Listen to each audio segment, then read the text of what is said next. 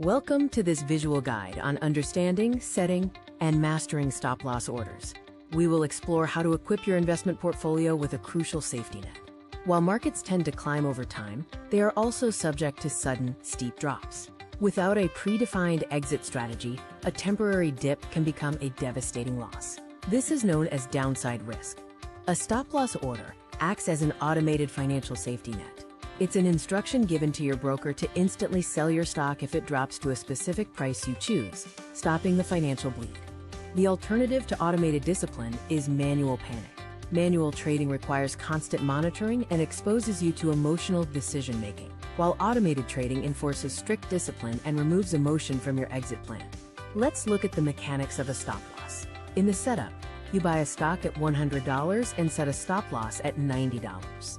If the stock drops and touches $90, the net triggers. The broker instantly sells at the best available market price, allowing you to escape the crash. There are two main safety nets: stop loss and stop limit. A stop loss guarantees execution, selling at the next available price. A stop limit guarantees the price, but might not sell.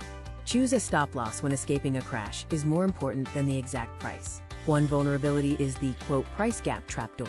A price gap occurs when a stock opens significantly lower than the previous close. Your stop loss may be triggered, but the sale executes at a much lower market open price than you expected. While price gaps are frustrating, they don't make the safety net useless. For instance, a stock gapping down to $80, even with a $90 stop loss, is better than watching it plummet further to $49.50. The net saves you from catastrophic losses. The second vulnerability is the, quote, choppy market whipsaw. This happens when a stock's price drops just long enough to trigger your stop loss, only to immediately reverse and climb to new heights, leaving you behind. The solution to the whipsaw is a trailing stop, or escalator net. This stop loss isn't locked to a dollar amount. Instead, it trails behind the highest market price by a set percentage, adjusting and locking in your new profits as the stock rises. Do all investors need a net? Short-term traders absolutely do, as stop-loss orders are vital for volatile trades. Long-term investors, holding for decades, usually do not. Short-term drops are seen as buying opportunities, not a signal to flee. Your risk management tool belt should match your investor profile. For the long-term holder, a standard stop-loss is unnecessary.